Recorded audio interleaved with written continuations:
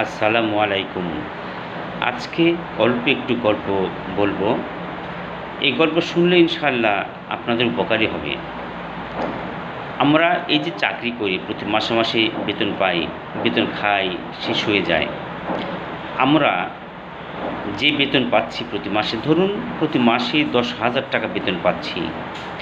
এখান থেকে সামান্য কিছু টাকা যদি আমরা সেভিংস করি, প্রথমে কিছু টাকা সরিয়ে দিলাম, বাকি যে টাকা থাকবে এই টাকা থেকে যদি আমরা খরচ করি, তাহলে কিন্তু আমরা সঞ্চয়ের মুখ দেখতে পারি। যেমন বেতন পাই 10,000 টাকা, এখান থেকে 30% বা 20% বা 10% অথবা যাই পারি না কেন, এই টাকায় যদি আমি পাশে সঞ্চয় করে দিই, তাহলে এই সঞ্চয়ের টাকা একসময় জমতে জমতে দেখা যাবে যে একটা ব্যবসা করার মতো একটা রাস্তা হয়ে গেছে। এখন তাহলে পরবর্তীতে আমরা এই টাকা দিয়ে আমরা একটা বিজনেস করতে পারি।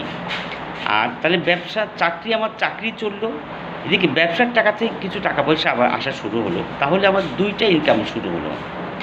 এইভাবে ইনশাল্লাহ আমরা করলে আমরা সম্পদশালী হতে পারবো। কিন্তু এই জন্য আমাদের দরকার মানসিকতার পরিবর্তন। আমাদের মানসিকতা চেঞ্জ করতে হবে যে আমরা সঞ্চয়শীল হব, আমরা সম্পদশালী হব, এটা আমাদের চিন্তা করতে হবে।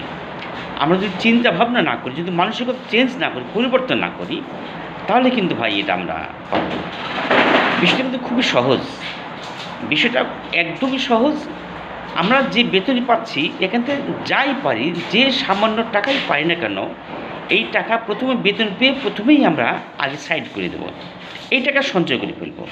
তাহলে এই টাকা আস্তে আস্তে একসময় অন্য একটা ব্যবসা আমরা দাঁড় করাতে পারবো, যেখান থেকে আমাদের ইনকাম শুরু হবে। এইভাবে ইনশাআল্লাহ আমরা সম্পদশালী হতে পারবো বলে আশা রাখি ইনশাআল্লাহ। আল্লাহ হাফেজ। আসসালামু আলাইকুম।